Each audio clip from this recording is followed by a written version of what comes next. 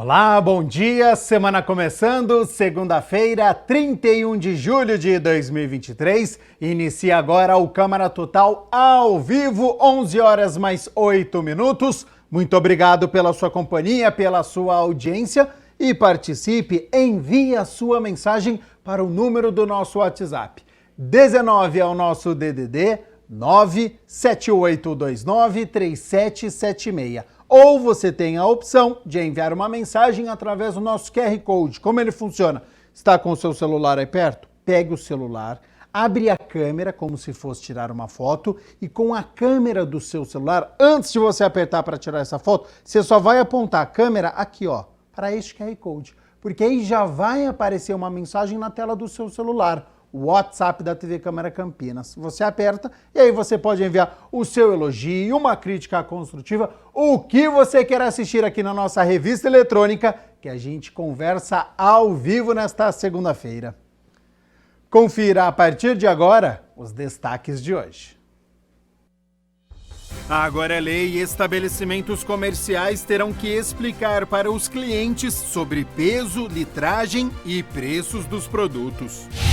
Câmara de Campinas marca presença na inauguração da 6ª unidade do Ceprocamp na cidade, no bairro Campo Belo.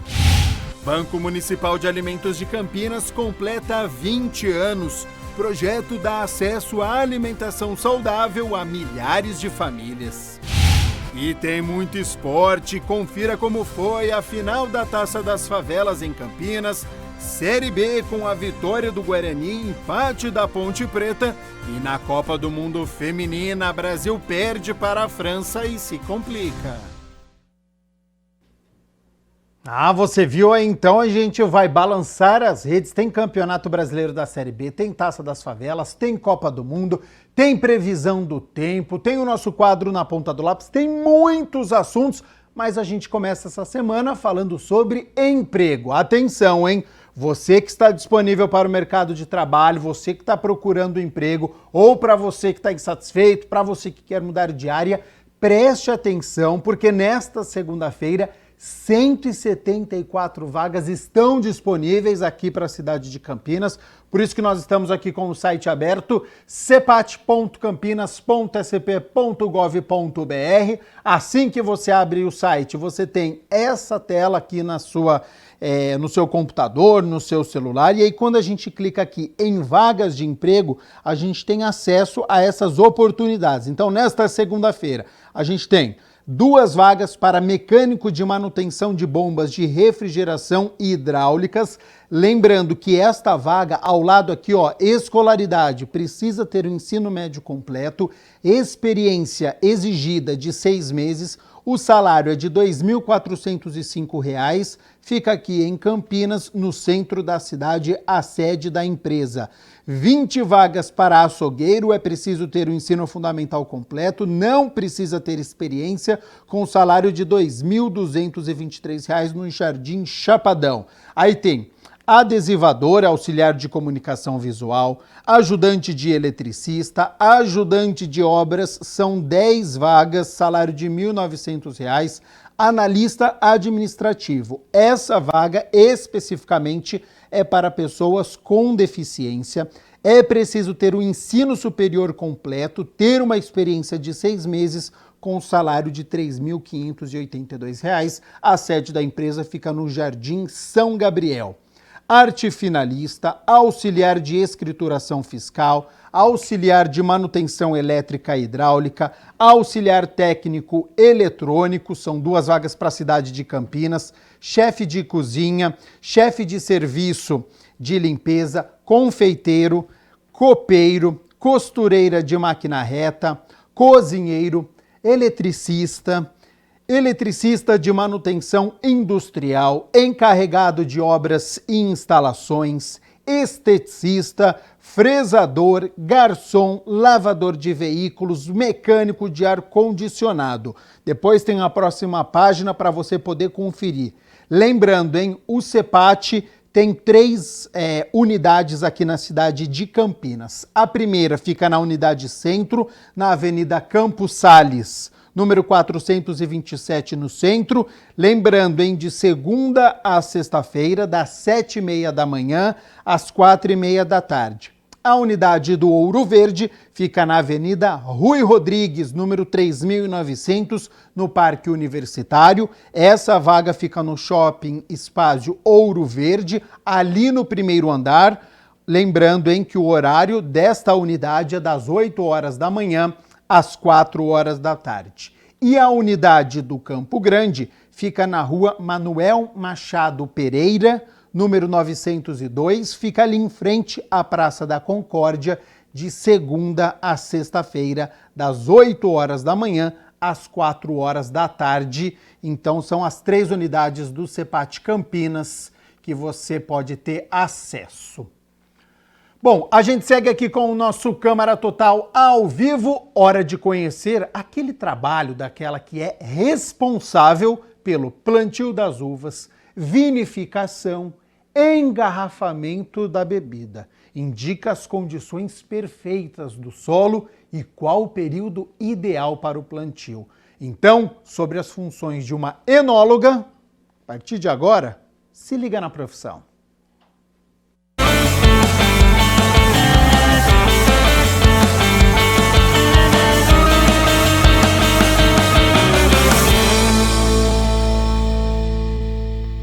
Olá, tudo bem por aí? Por aqui tudo ótimo. Estamos começando mais um Se Liga na Profissão.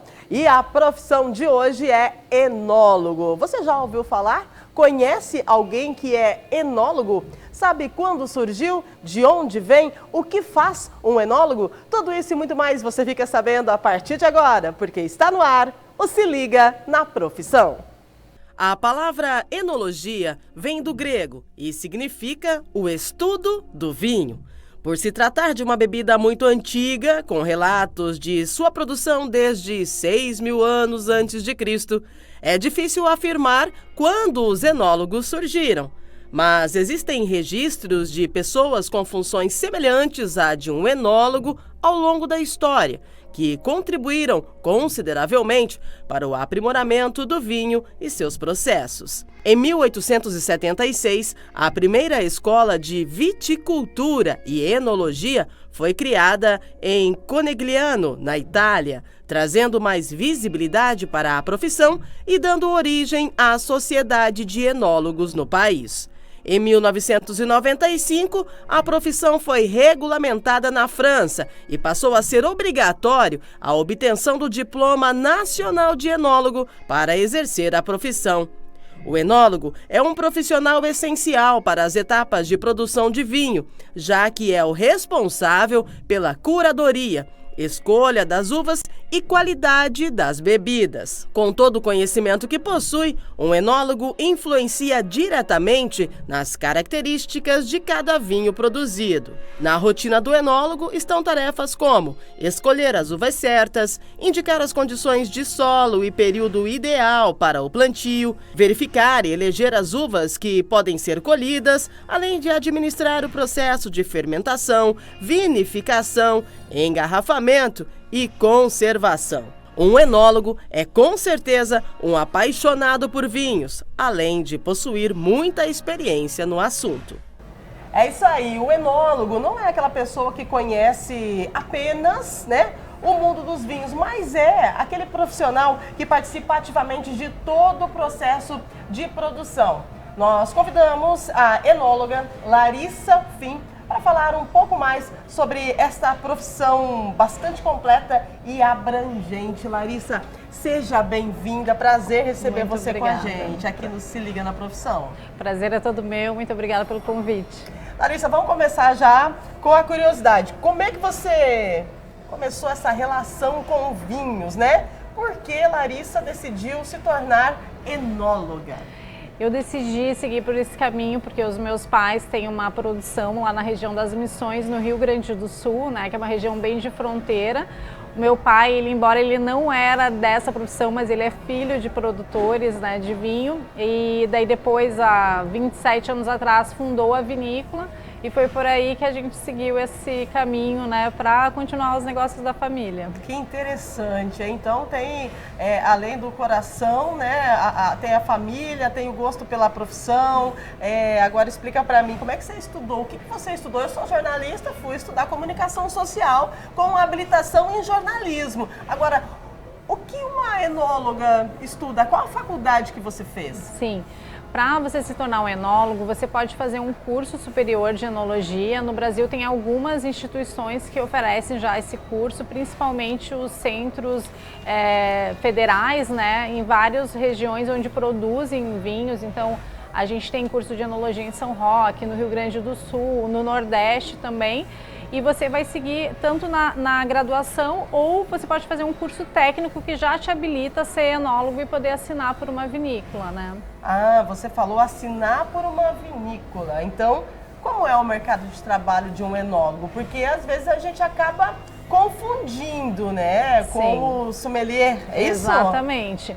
O enólogo, ele é aquele responsável por toda a produção que está dentro da indústria vitivinícola onde você está trabalhando, né? Por exemplo, você vai cuidar desde o parreiral até a maturação das garrafas, vai fazer toda a análise técnica, química, para saber se aquele vinho está pronto para ser consumido pelo público final. E sim, o enólogo, ele assina, ele é um responsável técnico daquela produção. Então, quando você compra um vinho brasileiro, seja um vinho estrangeiro, você tem que olhar atrás no rótulo para ver se aquele vinho tem o registro do MAPA.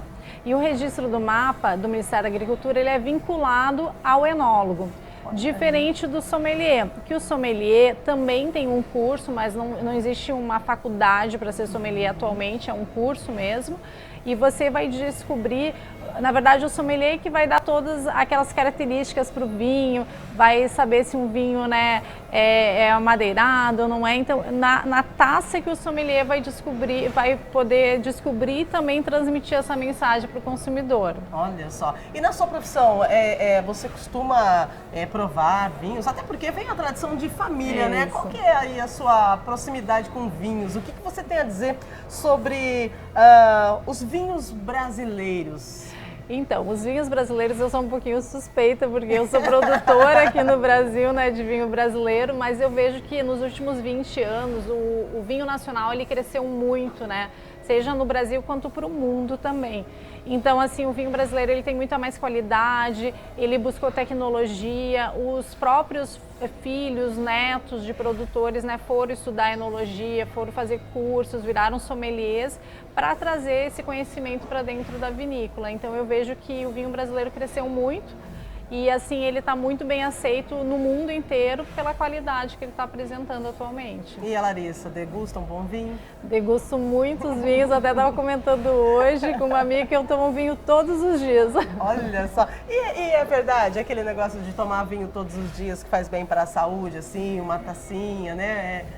Assim, o meu cardiologista me indica tomar vinhos todos os dias. Eu não sei se o de vocês, né, vai indicar, mas sim, geralmente os médicos, né, falam que faz bem. Claro, um cálice pequenininho, sim, né, nada de uma garrafa por dia. Tá, e o vinho branco e o vinho tinto, assim, dá para você explicar pra gente essa diferença que tem no sabor, né? Sim. No que você entende de vinho, porque eu vou te falar, eu não entendo muito de vinho não, eu sei que tem vinho branco, vinho tinto, gosto do vinho suave e só. Sim, o vinho tinto, geralmente ele é vinificado, ele é feito das uvas tintas.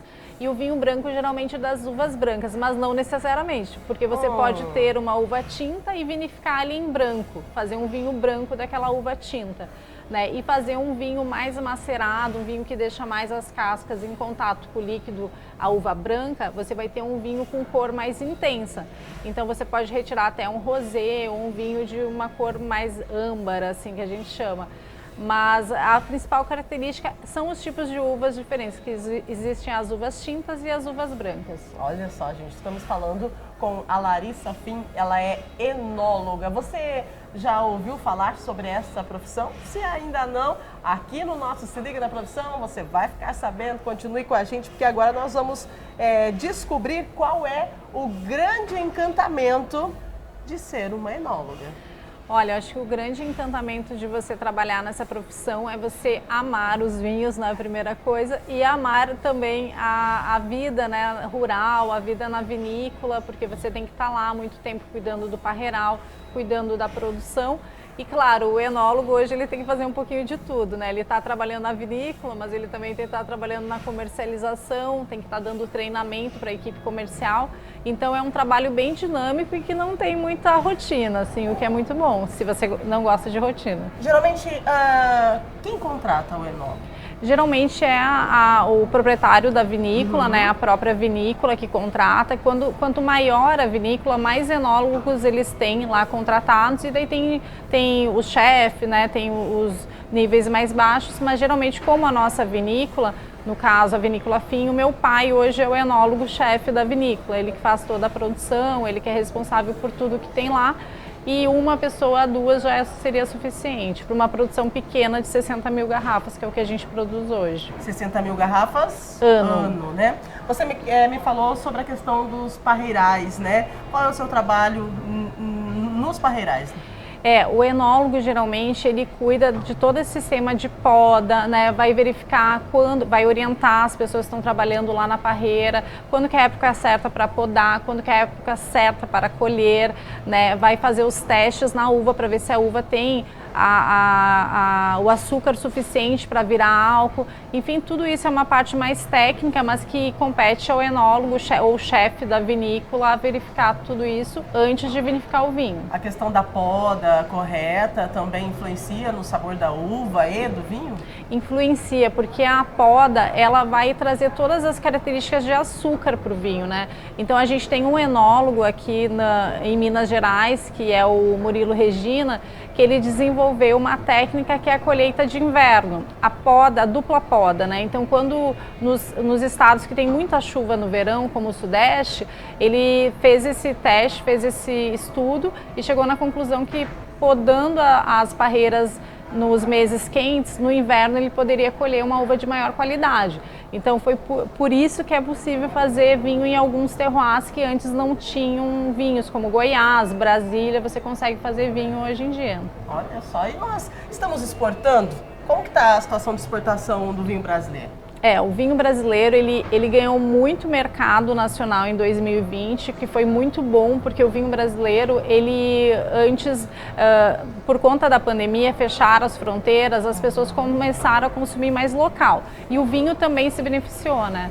E o vinho brasileiro ele exporta sim, mas o grande mercado do vinho nacional é o Brasil. Então, você que está em casa, né, vamos degustar vinhos brasileiros. Porque a gente está falando com uma pessoa que é especialista, é uma enóloga, e estou sabendo aqui que, vou dar a notícia de primeira mão, ela está gravando um documentário para o Netflix sobre vinhos. Você tá chique demais. Isso mesmo, a gente está gravando uma série, vai começar a gravação da segunda temporada agora no meio do ano, então vai ter bastante novidade, a gente vai divulgar logo logo. Ai, que legal, que orgulho, viu? Que orgulho. O que você deixa de recado para as pessoas que estão assistindo você e que de repente falaram assim, nossa, mas eu gosto de vinho, né? Me interesso por isso, queria ser um sommelier, mas achei interessante a profissão de enólogo. Qual recado você deixa? Olha, eu acho que se você gosta de trabalhar com vinho, né? Se você gosta de trabalhar na vida rural, você siga para a profissão de enologia, que eu acho que vai ter tudo a ver. Mas se você é uma pessoa urbana que gosta de estar entre a gastronomia, entre as mesas, entre os clientes, o curso de sommelier seria adequado e também para trabalhar em lojas de vinho. Que legal. E você? A pergunta-chave, né, do nosso quadro. Você tem orgulho da sua profissão? Eu tenho muito orgulho da minha profissão. Hoje em dia eu não estou mais atuante, né, 100%, assim, porque, como eu disse, meu pai atua mais. E eu estou mais na parte de divulgação do vinho brasileiro. Então, hoje, a minha empresa faz produção de eventos de vinho, né, e isso me orgulha muito, porque onde a gente vai, a gente vê que o vinho brasileiro está ganhando espaço, né, e as pessoas estão se surpreendendo. Maravilha, eu gostaria de agradecer a sua participação com a gente, gratidão, sucesso, né, nessa sua carreira. Aqui, quanto tempo faz que você está como enóloga? Olha, desde os 24 anos, tem um tempinho, não vou revelar a minha idade. Então, tudo de bom para você, obrigada pela sua disposição em gravar com a gente. Muito obrigada. E sucesso. Muito obrigada, fico feliz de estar aqui com vocês. É isso, gente. O nosso Se Liga na Profissão de hoje, nós estivemos com a Larissa Fim, ela que é enóloga, uma profissão diferente que você descobriu um pouquinho mais aqui no nosso quadro, que volta a qualquer momento na programação da TV Câmara Campinas.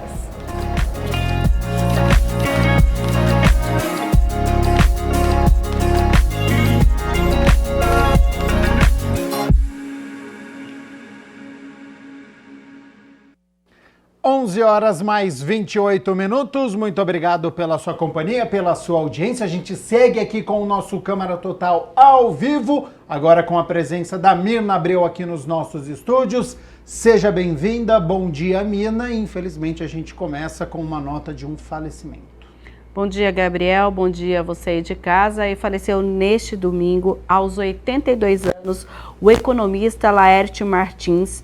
Ele que trabalhava há 28 anos na ASIC, a Associação Comercial e Industrial de Campinas, era referência aqui na nossa cidade para dar entrevistas à imprensa a respeito dos números do comércio aqui da nossa cidade, inclusive várias entrevistas aqui na TV Câmara Campinas, e em nota a entidade lamentou a perda e confirmou que o economista morreu em decorrência de complicações da Covid-19.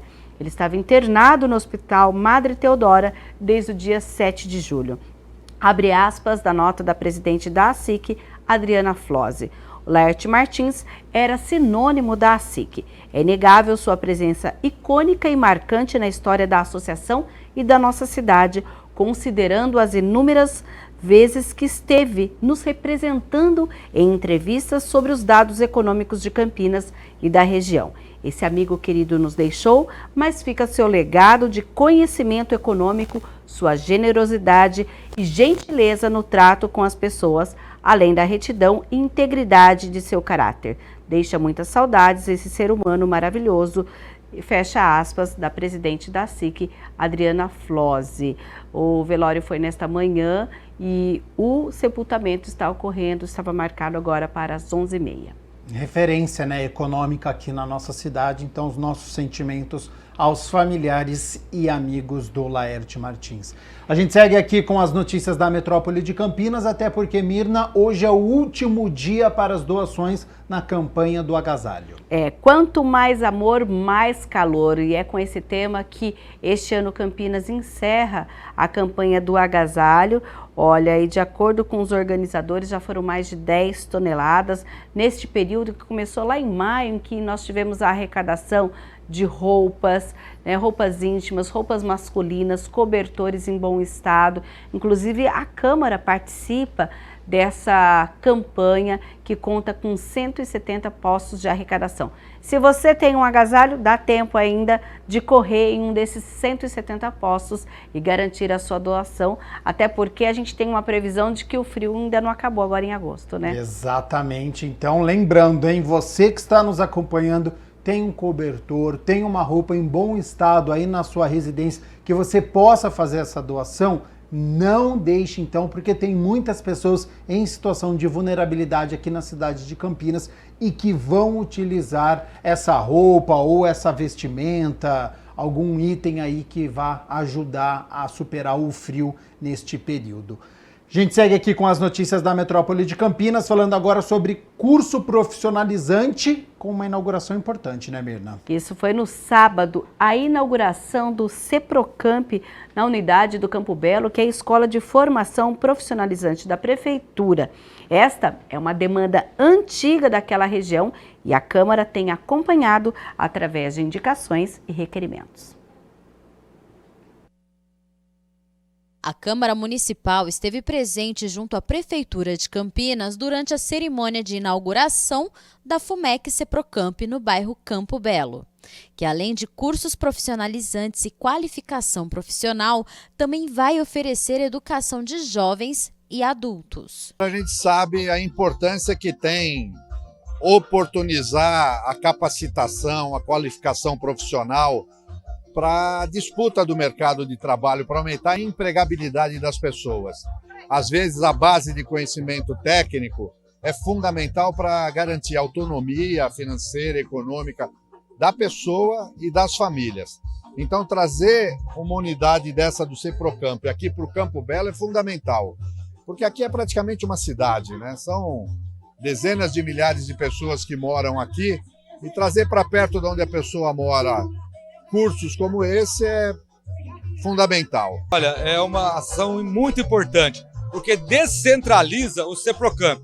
Quanto mais um centro profissionalizante puder estar próximo da população, é fantástico. Então, esse Ceprocamp foi construído rapidamente, já está com inscrições abertas, vai funcionar logo logo, e é um avanço importantíssimo aqui para a região do Campo Belo.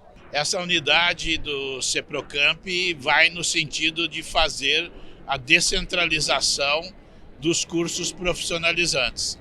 Essa é uma ideia do prefeito Dário, desde o seu plano de governo, de descentralizar as atividades do Ceprocamp, oferecer oportunidades de qualificação profissional espalhadas por Campinas, em todos os bairros. E esse Ceprocamp é a primeira iniciativa concluída, né, a partir de um edifício novo. Então, isso vai trazer para cá maiores oportunidades de formação profissional para a população. Com um prédio de 712 metros quadrados, o Ceprocamp passa a ter 6 unidades físicas, além das parcerias itinerantes. As atividades já terão início neste segundo semestre e vai contar com um curso na área de construção civil, idealizado pelo presidente da Câmara, Luiz Rossini, em parceria com uma empresa de tintas, para formar pintores e pintoras de parede. Eu fico feliz de poder ter intermediado junto à Souvenir para que eles fornecessem um curso de pintor. Eles vão fornecer material, o técnico, o professor, e esse curso vai ser para homens e mulheres. Eles querem, inclusive, priorizar as mulheres. Então, as mulheres também vão ter a possibilidade de adquirir o conhecimento na área da pintura. É só um exemplo do potencial que essa unidade vai trazer para os moradores do Campo Belo. O evento também contou com a participação dos parlamentares Igor Diego e Carmo Luiz, que por muito tempo, através de indicação, solicitou a implantação do centro profissionalizante na região do Viracopos. Para nós é um imenso prazer, na verdade, né? Um dia especial para todos nós, em que eu chamo de faixa de luz, né? Uma das comunidades mais carentes, mais vulneráveis, com maior índice de violência contra a criança, adolescente, idoso, negro, mulher. O maior índice de homicídio da região metropolitana é essa região. Então, assim, um Ceprocamp aqui hoje, para nós é um momento de grande alegria, de celebração. Por quê? Porque, como eu disse, é um facho de luz, um ponto de esperança, uma tentativa de fazer o resgate desta comunidade e levar ela para um outro patamar. A vinda de uma unidade do Ceprocamp para as regiões periféricas da cidade é um grande avanço. Primeiro, o jovem da periferia, quando ele sai do ensino médio, ele precisa procurar um emprego. E sem a qualificação profissional ou uma experiência, ele fica sem a oportunidade. Campinas é uma cidade motora. Nós temos, né, a felicidade de ter um centro tecnológico, e os cursos aqui significa uma oportunidade para esses jovens, que a gente possa capacitar e dar uma perspectiva de futuro. É importante que essas unidades, né, sejam descentralizadas. Nós já conseguimos inaugurar nessa gestão, através de uma indicação minha, uma no Campo Grande também, que já está em funcionamento, que lá já está atendendo 600 pessoas, e também já tem uma no distrito do Ouro Verde. E agora, para nossa felicidade, nós viemos aqui celebrar, junto com a comunidade, né, a inauguração do Ceprocamp Campo Belo. O Campo Belo, a infraestrutura, as benfeitorias demoraram para chegar, porque até um período recente havia um decreto de desapropriação para ampliação do aeroporto de Viracopos. Foi no governo Lula que alterou o decreto, mudando o traçado do aeroporto, e que permitiu que aí sim as prefeituras pudessem, a partir daí, trazer a melhoria necessária para o desenvolvimento aqui da região. Então, aos poucos, porque isso não acontece assim no estalar dos dedos, foi possível trazer a rede de esgoto, ampliar a rede de água, fazer a pavimentação, trazer unidade de educação infantil, melhorar o centro de saúde e agora trazer unidade como o Ceprocamp. É mais uma ação no sentido de garantir qualidade de vida para a população do Campo Grande. Olha, o Ceprocamp do Campo Belo tem 90 vagas para os cursos de Informática Básica, Auxiliar de Logística, Cuidador de Idoso e outras 90 para EJA, a Educação de Jovens e Adultos. A capacidade da unidade pode ser de até 360 alunos. A gente lembra que a Ceprocamp tem hoje 6 unidades, sendo 4 instituições parceiras e 3 unidades também de Ceprocamp móveis. E na última semana, um serviço importante aqui da cidade de Campinas completou 20 anos. É o Banco de Alimentos aqui de Campinas, que fica lá na SEASA. O serviço atende mensalmente cerca de 32 mil pessoas em situação de insegurança alimentar por intermédio de 120 entidades cadastradas. Fundado em maio de 2003, o serviço é um equipamento de segurança alimentar e nutricional que distribui alimentos saudáveis e adequados à população em situação de insegurança alimentar.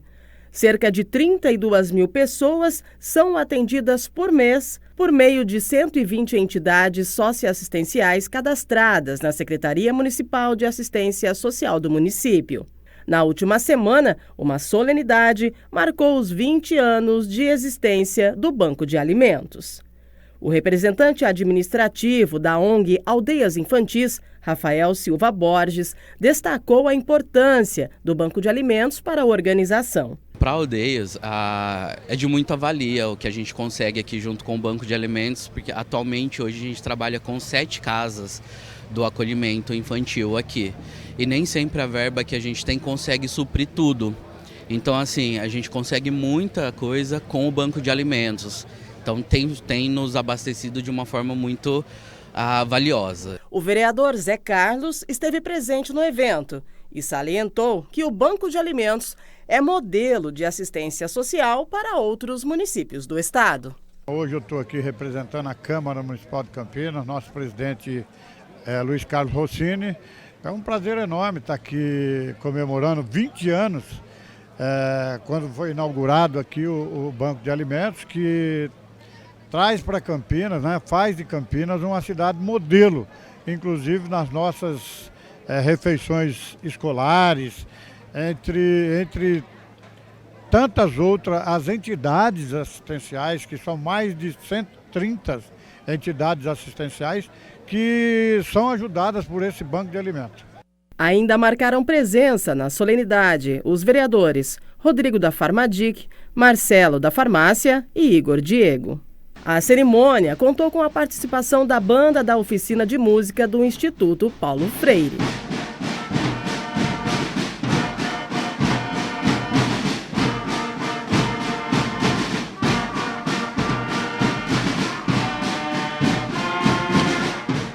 A secretária de Assistência Social, Vandecleia Moro, reforçou a parceria da SEASA e do município no combate à fome. São mais de 30 mil famílias neste ano atendidas e atendidas porque nós temos uma população muito solidária que faz a doação dos itens, dos alimentos, chega até o Banco de Alimentos, que faz essa triagem e distribui para as mais de 120 entidades parceiras do Banco de Alimentos. É uma importante ação de segurança alimentar. Sabemos que o combate à fome tem que ser feito por várias mãos, unindo esforços, e é isso que a gente vê aqui. É o poder público junto com a sociedade civil unida para combater a fome.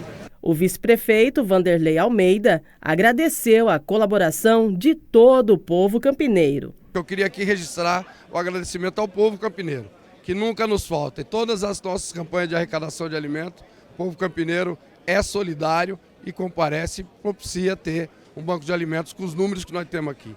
Mais de 30 mil pessoas atendidas, um número muito relevante.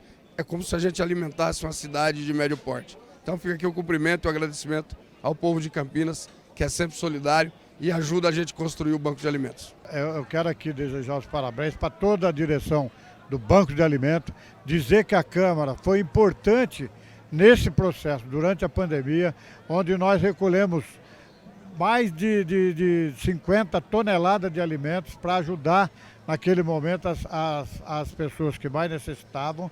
São mais de 30 famílias que são atendidas por esse Banco de Alimentos. Então fica aqui o nosso parabéns da Câmara Municipal de Campinas, em nome do nosso presidente Luiz Carlos Rossini. 11 horas mais 43 minutos. Muito obrigado pela sua companhia, pela sua audiência. Nesta segunda-feira a gente segue aqui com as notícias da Metrópole de Campinas, porque, Mirna Abreu, ainda dá tempo de fazer inscrição para um concurso público? São vários concursos, viu? Hoje é o último dia para as vagas de agente administrativo, médicos, assistente social, agente de apoio à saúde / farmácia, terapeutas ocupacionais, fonoaudiólogo, analista de tecnologia da informação, educador de arte em movimento, práticas desportivas e também de especialistas em análises clínicas. Se você quer concorrer a uma dessas vagas para o concurso da Prefeitura de Campinas, entre lá no site da VUNESP, vunesp.com.br, ou então você pode também entrar no site da Prefeitura, que lá tem o edital e também todas as regras para esses concursos. Último dia, então, para a inscrição destes concursos e último dia também da campanha de vacinação para a gripe, Mirna.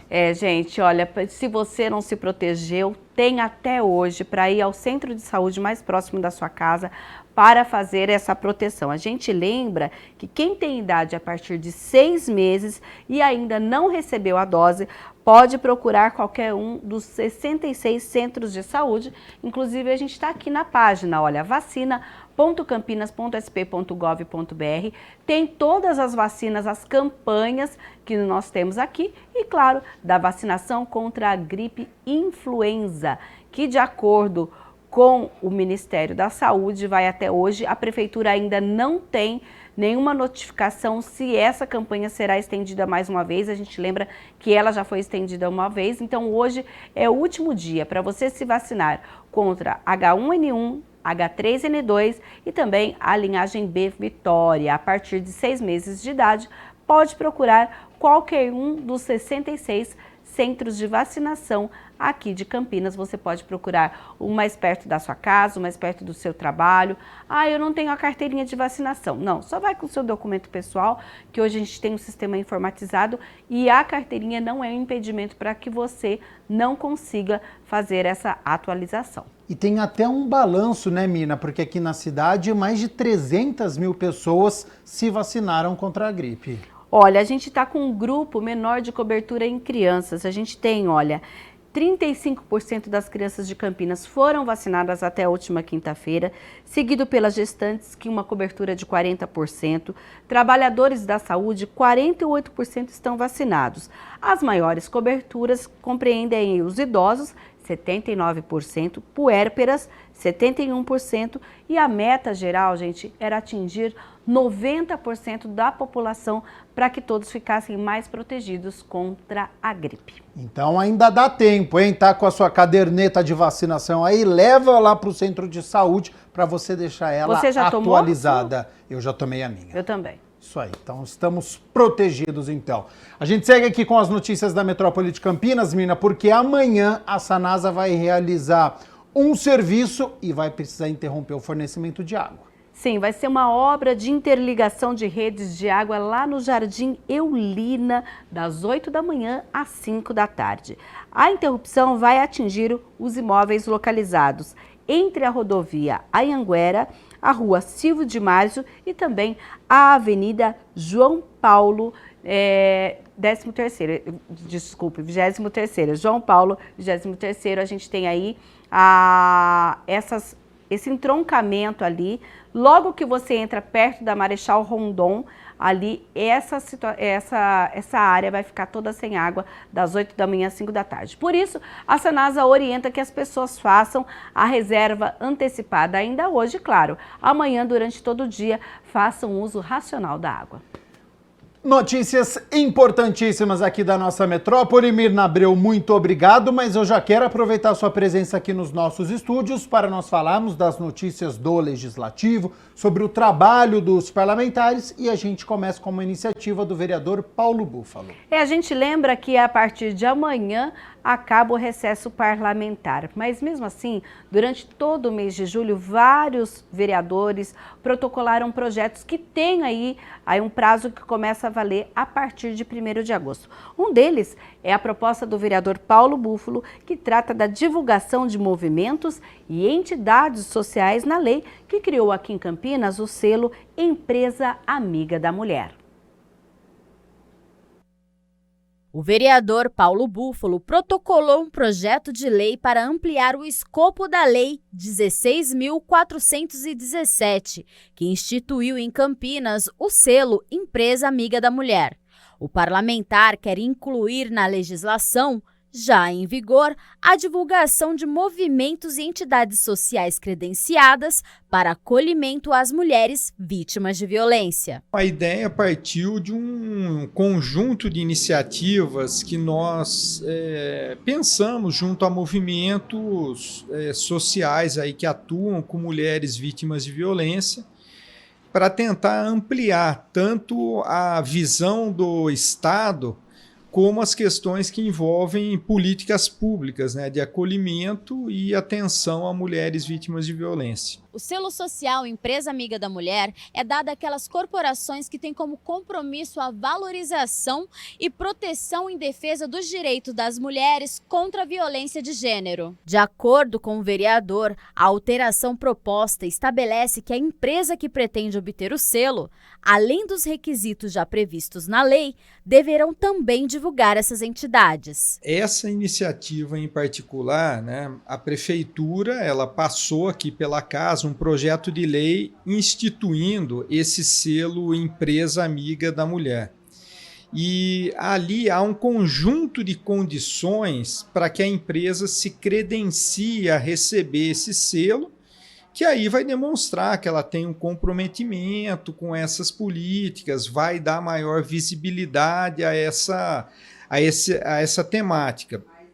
E entre essas condições, há uma que fala da divulgação de serviços públicos de atendimento às mulheres vítimas de violência. Nós estamos ampliando que essa condição garanta também a visibilidade, a divulgação de movimentos, serviços, grupos sociais, enfim, que atuem no acolhimento e atendimento a mulheres vítimas de violência. Então isso daria uma amplitude nessa condição que já está na lei, para que nós pudéssemos ter um olhar que vai além do olhar do próprio Estado, da própria estrutura dos serviços públicos, e chega até os movimentos que atuam efetivamente nessa área. Hora de nós falarmos agora sobre aquele projeto que é analisado aqui pela Câmara, aprovado em primeira análise, em segunda análise e depois sancionado pelo prefeito. O Agora é Lei. Olha, a gente vai falar agora de uma proposta que se tornou norma na cidade, porque todos os estabelecimentos comerciais terão que explicar para os seus clientes sobre o peso, litragem e preços através de informações claras e transparentes na hora da comercialização de produtos alimentícios a granel.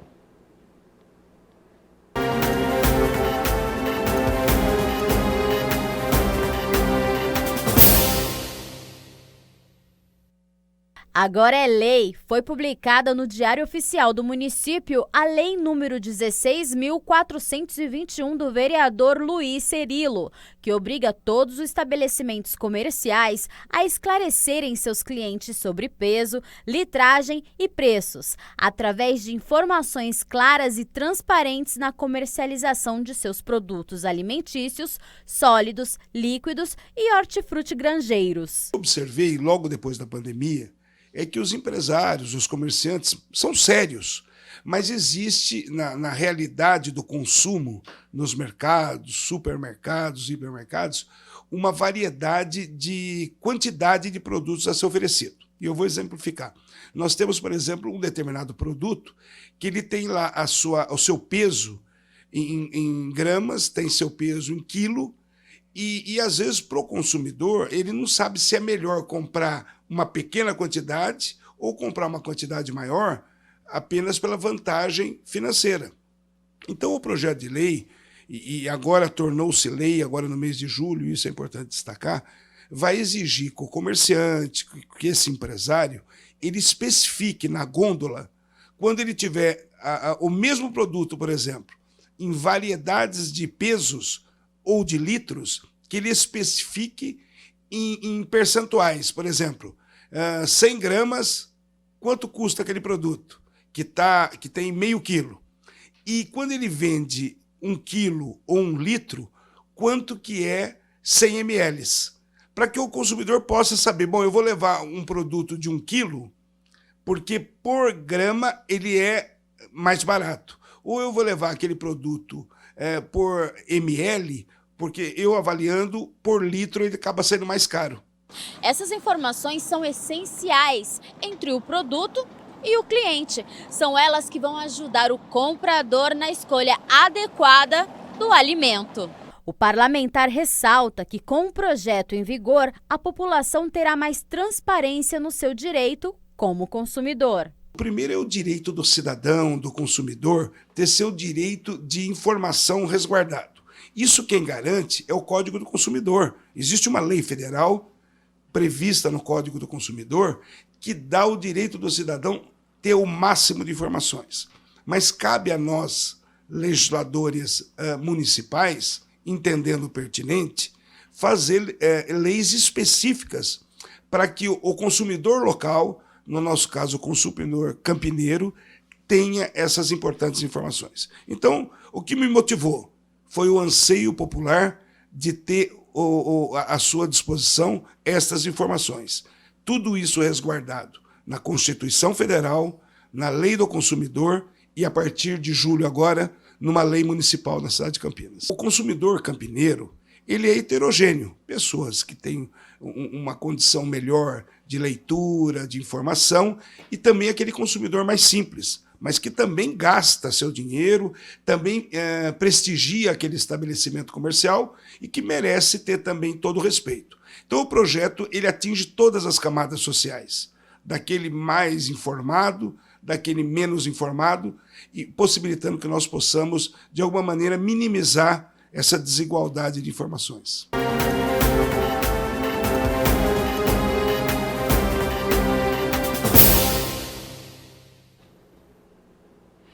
Gabriel, é importante que as pessoas saibam quais são os seus direitos, e por isso é importante conhecer a lei e, claro, chegou no mercado, pode exigir porque agora é lei. É isso, saber o que está comprando e na quantidade para você ter o preço e não ter uma surpresa na hora de pagar ali no caixa. Mirna Abreu, muito obrigado primeiro pelas notícias da Metrópole de Campinas, agora com as notícias do Legislativo. E hoje à tarde você já está de volta na programação aqui da TV Câmara, né? Ao vivo, 3 horas, nós temos o Questão de Ordem, que hoje vai debater a habitação em Campinas, moradias populares, quais são os planos habitacionais para a nossa cidade. E, claro, você aí de casa está convidado até às 3 horas.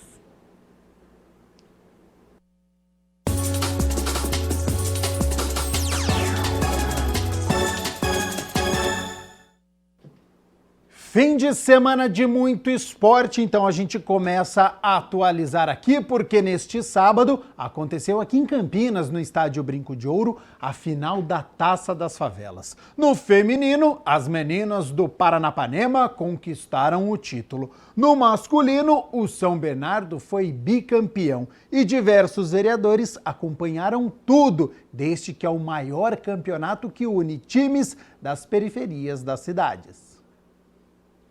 A final da terceira edição da Taça das Favelas de Campinas foi de muita emoção para os jovens que estiveram em campo e para os vereadores da Câmara Municipal, que acompanharam os jogos nas arquibancadas do estádio na tarde deste sábado. Bem, a Taça das Favelas já se mostrou um evento de sucesso.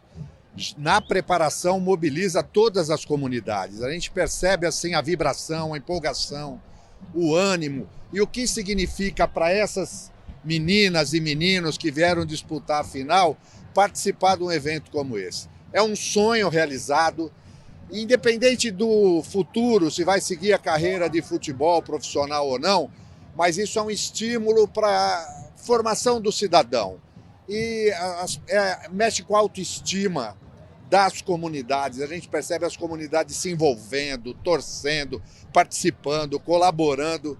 É um grande evento e a Câmara não pode deixar de prestigiar, né, vindo aqui acompanhar as finais, porque todos estão de parabéns. A CUFA na organização, a IPTV que dá essa oportunidade e principalmente as comissões técnicas e todos os atletas das equipes feminina e masculina que fizeram deste um grande evento para a cidade de Campinas também. Essa parceria do Poder Público, a Prefeitura, a Câmara Municipal com a CUFA, Central Única das Favelas, e também a IPTV, foi fundamental para esse evento ser um sucesso. Um sucesso. Isso dá autoestima, valorização, empoderamento para as comunidades de Campinas. E a grande final do Campeonato da Taça das Favelas de 2023 está sendo realizada pela primeira vez aqui no estádio do Guarani. O Brinco de Ouro, organizado pela CUFA, Central Única das Favelas, neste ano contou com a participação de 32 times masculinos e 16 femininos. E a primeira final foi a feminina entre o Paranapanema e o São José. O jogo terminou em 4-1 de goleada, dando o título de campeã para o time do Paranapanema, que venceu pela primeira vez a competição.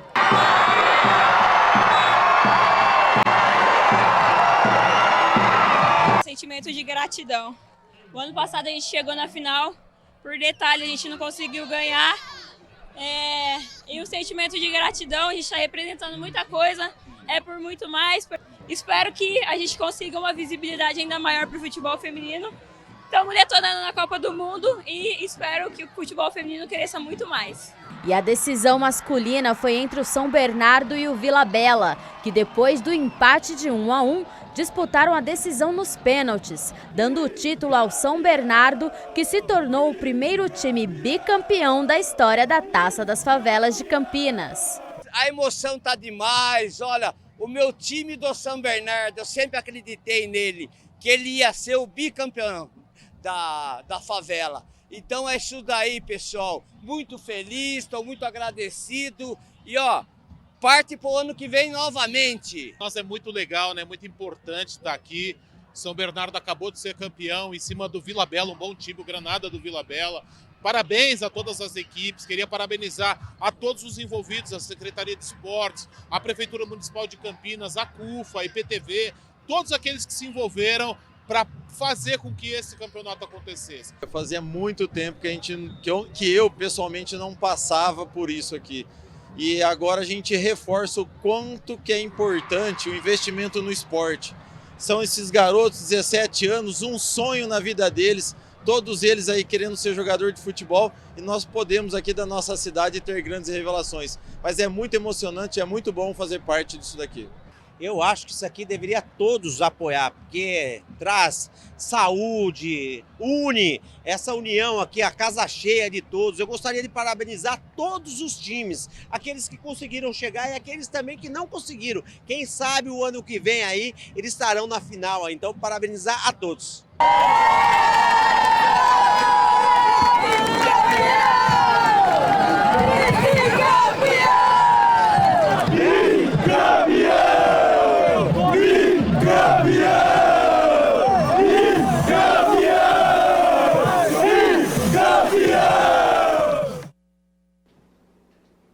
Lembrando que Campinas é o primeiro município que não é capital a ter, então, a Taça das Favelas. São 3.854 atletas, 3.854 atletas entre masculino e feminino. Os adolescentes de 14 a 17 anos, no feminino acima de 14 anos. Parabéns, então, a todos os atletas, as equipes, São Bernardo campeão, Paranapanema, uma festa muito bacana e muito bonita aqui no nosso município. A gente segue falando de esporte aqui, agora na Copa do Mundo Feminina. A França segue sendo a pedra no sapato do Brasil. Na última edição da Copa, nos eliminou nas oitavas de final. Neste ano, a França venceu na fase de grupos. Aos 16 minutos, a França abriu o placar com Alé Sommer de cabeça com este toque na pequena área. Só que aos 12 minutos do segundo tempo... E a situação do grupo F é a seguinte: França na liderança com 4 pontos, conseguiu a classificação. A Jamaica está na segunda posição, também com 4 pontos. O Brasil é o terceiro colocado com 3 pontos. E o Panamá, que perdeu os 2 jogos, já está eliminado, está na última colocação.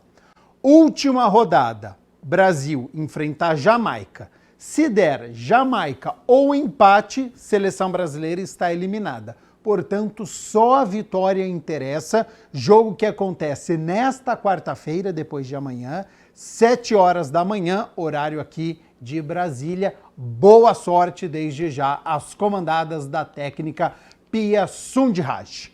Vamos de Campeonato Brasileiro da Série B agora, porque no sábado o Guarani foi a Florianópolis e conquistou uma vitória importante diante do Avaí.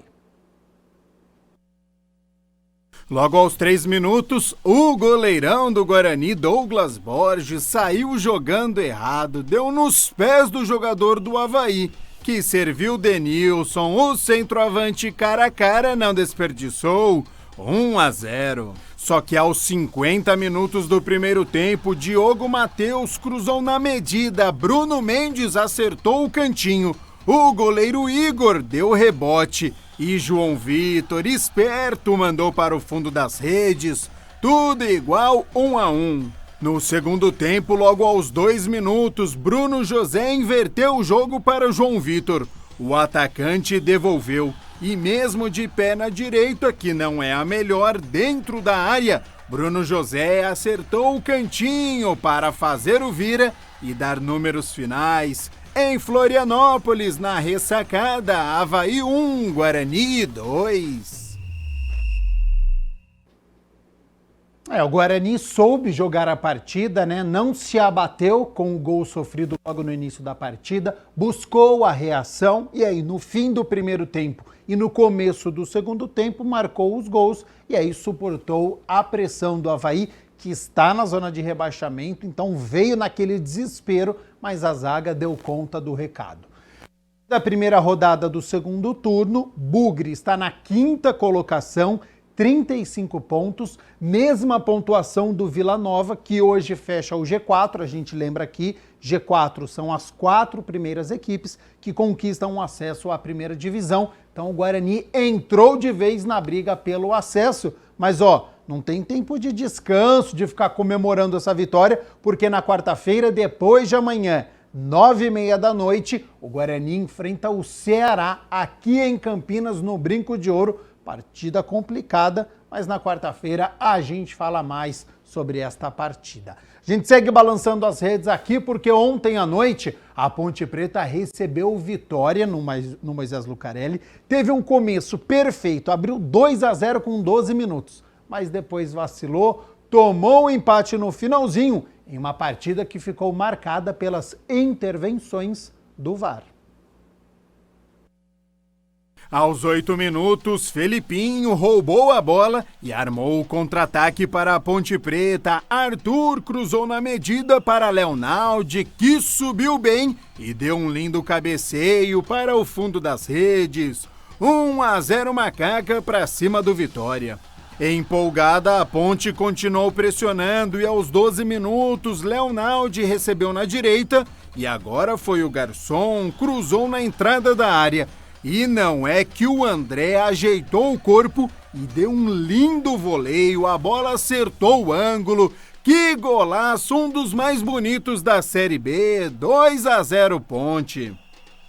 Só que aos 15 minutos, Matheus Jesus deu este carrinho. O VAR chamou o árbitro, que que expulsou o jogador pontepretano.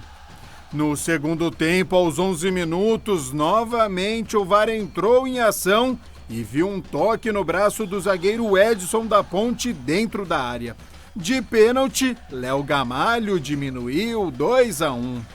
Aos 26 minutos, Mailton dividiu com o jogador do Vitória e arriscou da intermediária. A bola fez uma curva e enganou o goleirão. 3-1 Ponte. Só que não. Adivinha, o VAR novamente entrou em ação e viu toque no braço de Mailton. Então, segue 2-1. Até que aos 40 minutos, Felipinho perde a bola e o Vitória, neste chute de Yuri Castilho, deu números finais. No majestoso Ponte Preta 2, Vitória também 2. Foi a estreia do técnico Pintado e aí a avaliação fica comprometida, né? Porque o início foi muito bom com os 2 gols, mas a expulsão do Matheus Jesus logo com 15 minutos prejudicou a equipe e também a partida, porque a partir daí foi ataque do Vitória contra a defesa da Ponte. Macaca terminou a rodada na 13ª colocação, 23 pontos, 5 acima da zona de rebaixamento. E a Ponte também, hein? Volta a campo na quarta-feira, depois de amanhã, 7 horas da noite, contra o Criciúma, fora de casa, partida dificílima para a Ponte Preta. 12:00 mais 10 minutos, vamos falar sobre educação agora, porque abriu hoje, viu, as inscrições para o vestibular da Unicamp 2024, exclusivamente pela internet. São 2.540 vagas distribuídas em 69 cursos. Então, sobre os prazos, valor, opções desses cursos, aciono a repórter Ana Paula, que tem as informações. Seja bem-vinda e olá, Ana.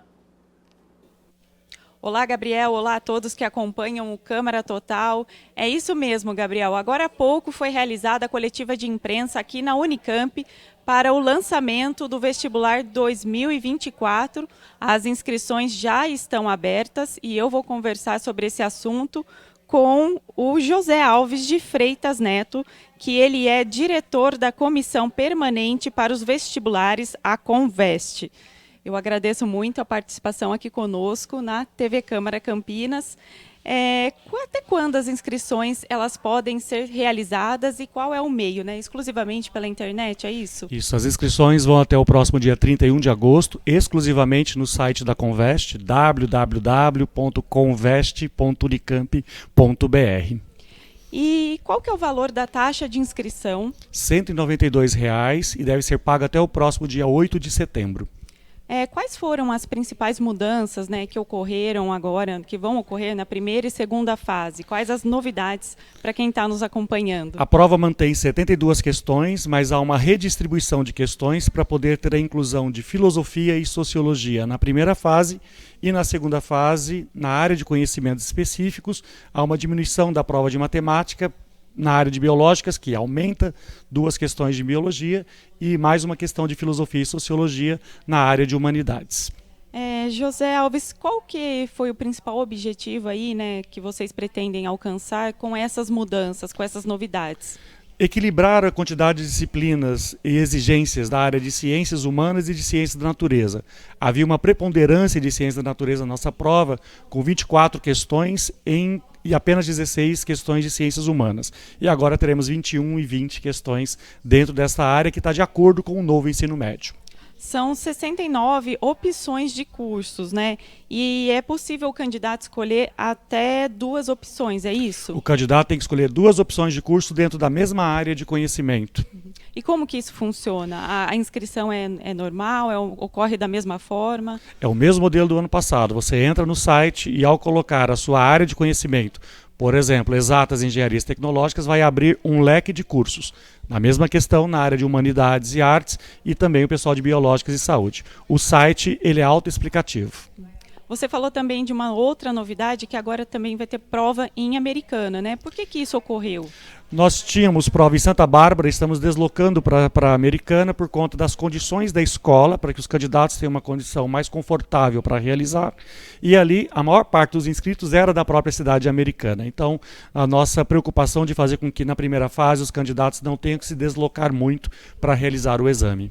Você poderia, então, reforçar para a gente o site, né, para as inscrições? O site é o www.conveste.unicamp.br. E para pagamento da taxa de inscrição também tem um prazo, não é isso? Gera um boleto e o pagamento até o dia 8 de setembro. Tá ok, muito obrigada pelas informações. São mais de 2.000 vagas, né, para esse vestibular 2024, com 69 opções de cursos. E eu vou conversar agora com o professor doutor Antônio José de Almeida Meireles, mais conhecido como Tom Zé, que é o reitor da Unicamp. Reitor, muito obrigada pela sua participação. Obrigado. Aqui conosco na TV Câmara Campinas. Qual que é a importância, né, do vestibular da Unicamp, que ele tem toda essa abrangência nacional? Então, obviamente é muito importante para a própria universidade, porque é esse processo de seleção em que a gente quer valorizar os melhores alunos, selecioná-los, mas também desejamos que eles tenham essa visão geral, esses compromissos, né, que a gente discutiu, e é também uma forma da Unicamp aí se conectar com toda a região, com todo o estado, com todo o país, e atrair profissionais, estudantes novos, futuros profissionais de excelente qualidade que estão aí espalhados por todo o nosso país. Tom Zé, nessa coletiva vocês falaram que só nessa primeira hora já foram 600 inscritos, né? O que representa isso já, né, para a Unicamp? Só nessa abertura, então, né? Já representa um interesse muito grande, né, na nossa instituição, e isso obviamente nos deixa feliz. A Unicamp continua sendo uma das universidades mais importantes, de maior destaque no país, na região e também no mundo como um todo, e atrair jovens talentos para a gente é algo muito importante. Então eu gostaria muito de enfatizar para os familiares, para os alunos, para os professores desses estudantes, que nós desejamos que eles se esforcem bastante nessa reta final para ingressarem na nossa universidade e iniciarem uma trajetória aí importante para a vida deles a partir aí de 2024. Com toda certeza. Tom Zé, você poderia dar algumas orientações assim para os estudantes que estão se preparando aí para esse vestibular? Alguma orientação, alguma dica? Então, eu acho que a grande questão, primeiro, é uma dedicação muito grande, né? Segundo, acreditar muito no próprio potencial. A Unicamp tem diversas formas de ingresso que valoriza também essa formação mais ampla do estudante. O estudante, é importante que ele tenha uma formação específica, adequada na área que ele deseja, mas também é importante que ele tenha essa visão geral, né? Os desafios hoje que a gente tem, por exemplo, na área de tecnologia, estão simultaneamente relacionados com a preservação do ambiente, estão relacionados à possibilidade de fazer um processo de desenvolvimento de tecnologia que gere mais inclusão e mais justiça. Então são temas, num certo sentido, técnicos, mas também transversais. Então eu recomendaria aos estudantes não só se dedicarem nas questões mais específicas de sua área, mas procurarem ter essa visão abrangente também para os problemas que eles vão, de alguma forma, encontrar nas questões, né? A Unicamp procura refletir um pouco essa visão mais geral. Muito obrigada pelas informações. São dicas aí valiosas do reitor daqui da Unicamp, o Tom Zé, e reforçando então o formulário para as inscrições, ele está disponível no site conveste.unicamp.br/vestibular-2024. Gabriel, é com você. Muito obrigado, Ana Paula, por todas as informações. E a gente continua falando sobre educação aqui no nosso Câmara Total, porque agora você vai conferir detalhes sobre a lista com as novas obras de leitura obrigatória para o vestibular da Unicamp para os anos 2024, 2025 e 2026. São dicas preciosas que podem fazer a diferença na hora da prova. E claro que este assunto está aqui, ó, de olho na educação.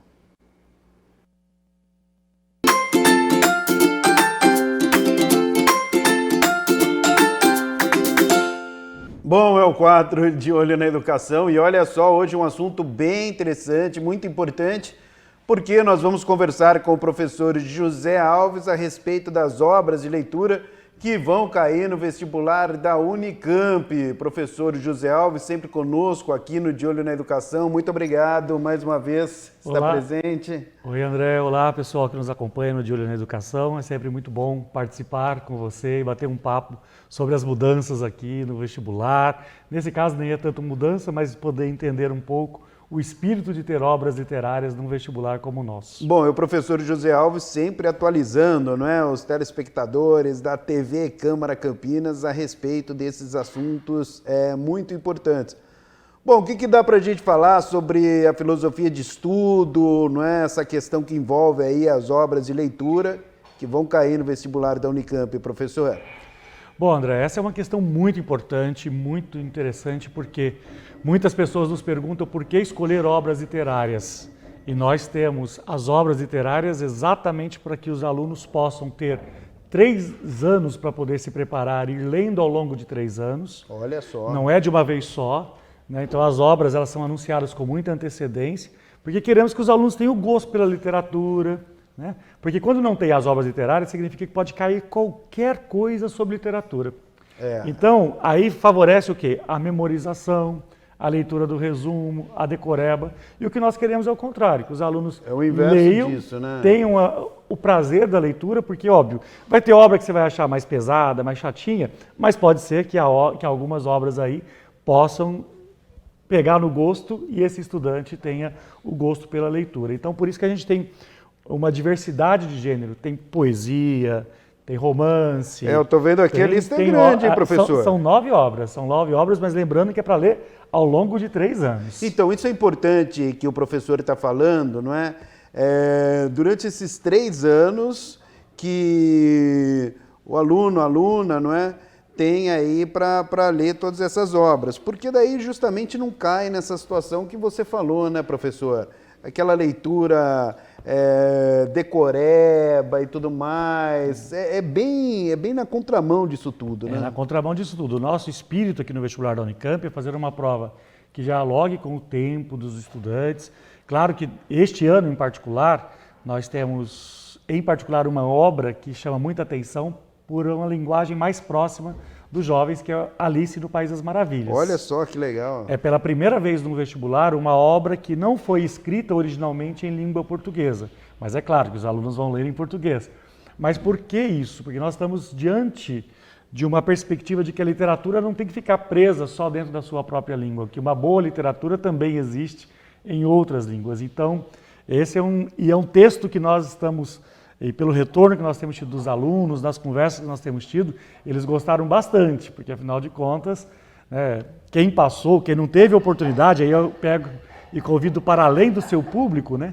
Quem não teve oportunidade ainda de ler, que leia. Porque é uma obra escrita para um público literatura infanto-juvenil, mas traz questões bem interessantes para a vida de um adulto, né? Então, é buscar essa linguagem e encontrar aí um ponto de equilíbrio com os jovens em relação às obras que são apresentadas. Bom, são várias, né? 9 obras. Olavo Bilac, né, professor? Então, o Bilac que é um clássico da literatura. Então, para poder entender também que quando a gente cobra algumas obras mais inovadoras, mas também tem a literatura clássica. Sim. Então, Olavo Bilac está aí representando esse papel.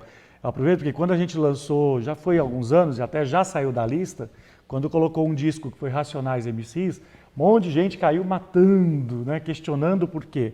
Por conta desse compromisso de que a literatura ela tem o incômodo e tem que trazer várias visões. Tinha Racionais, mas tinha Camões. Então, da mesma maneira, agora, por exemplo, Racionais saiu e entrou o disco do Cartola. Então, são músicas do Cartola e obras clássicas. Claro, Cartola já é imortalizado na nossa música brasileira.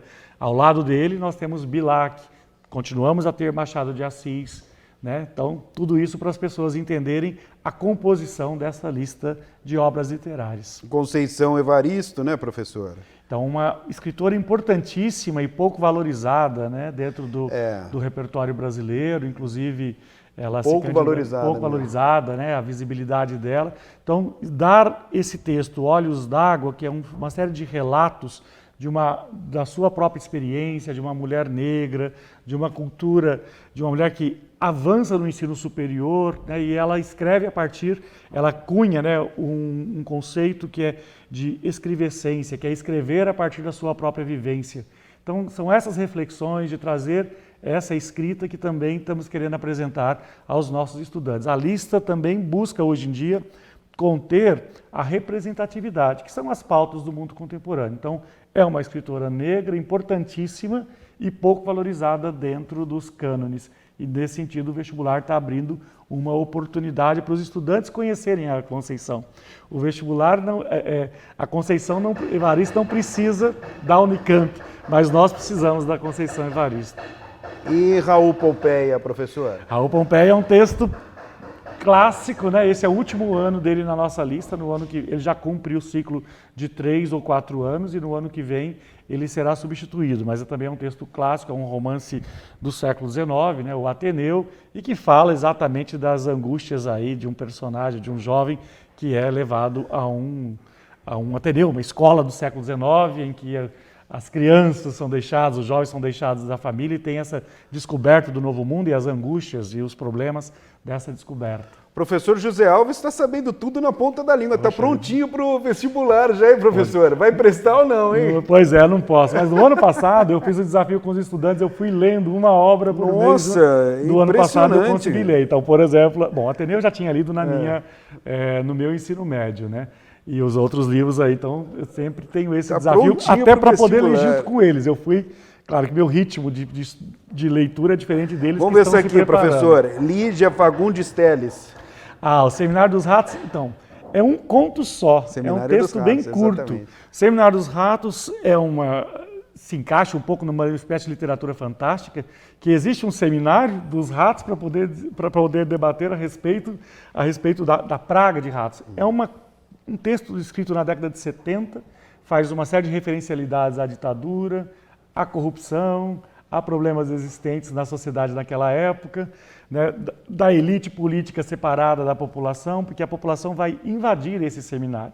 Então é bem interessante também, é um texto curtinho e bem gostoso de se ler. Lídia Fagundes Teles, escritora que nos deixou há pouco tempo e importantíssima também dentro da nossa literatura. Sem dúvida, sem dúvida.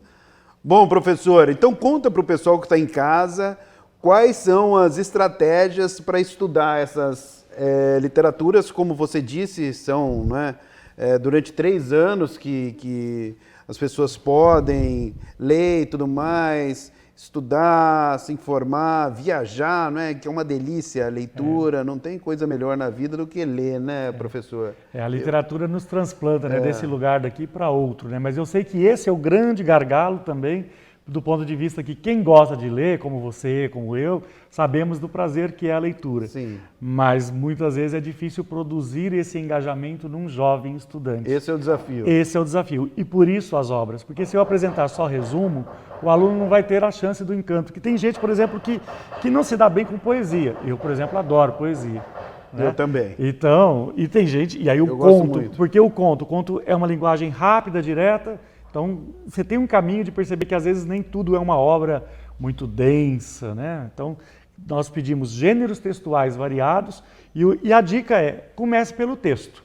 Às vezes você lê uma pequena introdução, quem é esse autor, em que momento que essa obra foi feita, né? Para poder entender o que eles estão propondo. E aí, delicie-se com o texto que está na sua mão.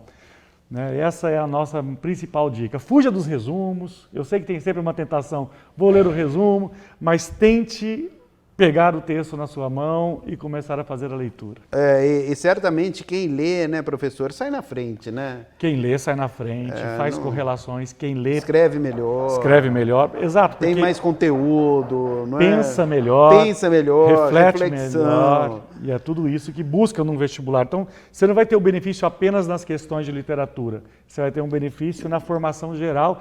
E outra, se você aprende a ler e gosta de ler, você vai ler a vida inteira e vai ser uma pessoa com essa abordagem, né? Com essa capacidade de interpretar o mundo com outros olhos. No começo pode ser um pouco mais difícil, né? Porque tudo que vai começar na vida, a gente vai estar um pouco enferrujado, é natural. depois que pega o embalo, né, aí vai embora. Professor? Antes você demora para ler o livro, vai e tal, de repente vira uma prática muito saudável, né? E por isso a nossa preocupação em ter textos diversificados. Né? Então, sei lá, começa pelo disco. Ouça o disco e leia a letra. Olha que bela dica, essa hein? Então começa pelo que está mais fácil. Inclusive para estudar para a Unicamp. Para estudar para a Unicamp. Então pessoal, comece lá com cartola, ouça as músicas, né? Afinal de contas, eu não sei cantar. E o programa tem outra pegada aqui. Eu também sou péssimo. Mas pense, por exemplo... Mas quer dar uma palhinha, professor? Fica à vontade. As rosas não falam. Que coisa linda tem ali, né? Então, obviamente, são textos que instigam do que ele está tratando, o que esse autor, quem é o eu lírico, quais são as preocupações que estão sendo apresentadas ali. Então, é uma maneira de você ter um certo encantamento pelo mundo. A literatura também nos produz essa oportunidade. Então eu diria isso. Depois, não estou muito habituado, leia o texto tecnicamente mais simples, que é o conto, que é o mais curto. É uma outra dica legal, hein? 10, 12 páginas você consegue, né? Eu falo, não entendi tudo, releia esse, é mais fácil. Né? Depois você vai paulatinamente enfrentando aí as suas obras. Boas dicas aí do professor José Alves, sempre conversando conosco aqui no quadro De Olho na Educação. Bom, professor, mais alguma coisa, suas considerações finais a respeito deste tema tão importante, mostrando para o pessoal de casa que vai prestar, não é, o vestibular. Olha só que oportunidade, você que está assistindo ao quadro De Olho na Educação, que dicas de ouro aí, você que vai prestar, não é, o vestibular da Unicamp, essas dicas aí do professor José Alves, não é? Mais alguma coisa, suas considerações finais? Bom, André, é sempre muito bom e eu quero dizer aos vestibulandos e vestibulandas que nós estamos com um projeto aqui na Unicamp, aos sábados, aqui na Conveste, chamado Cria Unicamp. Olha aí lá. São aulas com essas obras literárias para poder dar dicas de estudos, feito por professores que são professores de cursinhos, de escolas de ensino médio, gente que fala a linguagem deles no dia a dia. Eu sei que nem todo mundo consegue vir aqui, são 250 vagas a cada sábado. Em agosto teremos 2 encontros, já foram 4. Em agosto teremos 2 encontros, em setembro mais 2, em outubro mais 1, finalizando aí as 9 obras deste ano. Mas elas estão também disponíveis no canal de YouTube do vestibular Unicamp. Dá para acompanhar pelo YouTube? Dá para acompanhar pelo YouTube. Não é ao vivo, mas você pode assistir às aulas depois. E tem todas as 9 obras? E tem as 9 obras. Então nós já fizemos 4, faltam 5. E o pessoal que vem aqui, inclusive a gente recebe com um lanchinho, voltado exatamente para alunos que talvez se sintam sozinhos nessa preparação. Porque quem está em cursinho, em algumas escolas que têm foco no vestibular Unicamp, eles já recebem essas aulas de orientação. A nossa preocupação é também permitir que os estudantes que não tenham as mesmas oportunidades ou as mesmas condições possam ter aulas com professores excelentes, né, que dão aí aulas nas principais escolas da cidade e da região, e que esses professores estão dando as dicas e que essas dicas ficam lá na internet. Mas quem puder, né, vir inscrições abertas? As inscrições abertas, olhe no site, porque elas abrem e elas esgotam muito rapidamente. Que demonstra... Mas ainda estão abertas? Ainda estão abertas. Então, a gente abre geralmente na semana da aula que vai ter. Então, agora, a próxima? Vai ser em agosto, nós vamos abrir, acho que 31 de julho estarão abertas as inscrições para o CRIA. Mas certifique-se na data no site da Conveste, conveste.unicamp.br. Lá você vai abrir lá o link da CRIA Unicamp e vai ver as informações. E é o dia inteiro, sábado o dia inteiro? Não, é rapidinho, das 9 ao meio-dia. Aí você tem uma aula de obra literária e uma aula de dicas de conteúdo de uma disciplina. Já teve de química, já teve de matemática, já teve de biologia. A próxima, se não me engano, com professores especializados. Com professores especializados. Só não vai ser uma aula de conteúdo, mas assim, o que estudar, o que cai geralmente no vestibular da Unicamp. Então, é uma oportunidade aí, é mais um passo que nós estamos dando para ficar mais próximo dos estudantes. Isso sem contar o lanchinho, que é sempre muito bom também, né, professor? Vale a pena? E é bom. Tem um bolinho de cenoura com cobertura de chocolate que faz você pegar um cafezinho, refrigerante. Que maravilha! Cafezinho gostamos nós que somos mais velhos, né? Mas eles gostam mais. Eu adoro café e chá também. Acho que eu estou ainda como mais velho, viu, professor? Porque eu sou apaixonado por chá também, além do cafezinho. Bom, beleza. Muito obrigado mais uma vez. Conversar conosco. Bom, pessoal, eu sou o André Aranha e já sabe, né? Tô sempre de olho na educação. Tchau.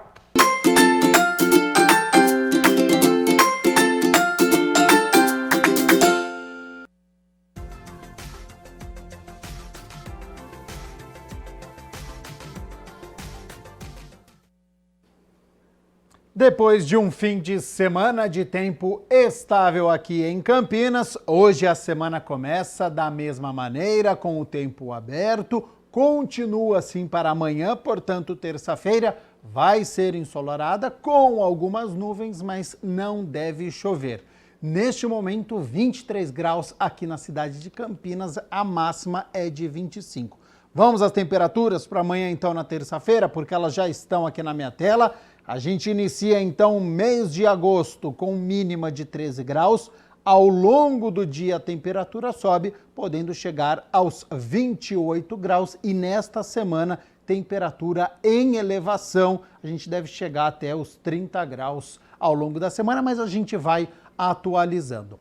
Nosso Câmara Total fica por aqui. Eu quero agradecer a sua companhia, a sua audiência, não só do dia de hoje, mas durante todo o mês de julho, com o nosso Câmara Total, com a nossa revista eletrônica. A partir de amanhã, terça-feira, entra o mês de agosto e retorna o nosso telejornal Câmara Notícia a partir do meio-dia, com todas as informações. A gente continua atualizando aqui a metrópole de Campinas, o Legislativo, ele é um pouquinho mais curto, então eu quero agradecer a sua companhia durante este mês de julho, que foi bacana demais, todas as participações, todas as mensagens. Você também que não participou, mas que assistiu, a gente agradece imensamente. Já faço o convite aqui para você continuar aqui na TV Câmara Campinas, porque a partir das 3 horas da tarde tem o programa Questão de Ordem ao vivo, a apresentação da Mirna Abreu, que vai falar sobre habitação aqui no nosso município. E eu volto amanhã a partir do meio-dia com o retorno do Câmara Notícia, o nosso telejornal. Até lá. Tchau, tchau.